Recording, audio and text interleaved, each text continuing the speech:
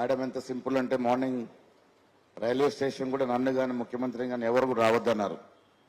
నేను ముఖ్యమంత్రి గారు చెప్పి మీరు ఉండండి, నేను వెళ్ళి తీసుకొస్తాను, నేను ఒకరే పోవడం జరిగింది. ఆవిడ తపన ఏంటంటే ఎక్కడ కూడా మీరు టైం వేస్ట్ చేయకూడదు. ఈ షోబాజీ ఇదంతా షో అనేది దానివల్ల మనకు నష్టం తప్ప లాభం కాదు.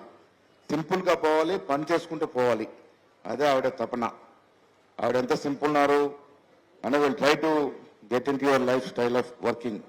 It may be very tough task, may even take little more time, but we'll all try to get into your working style.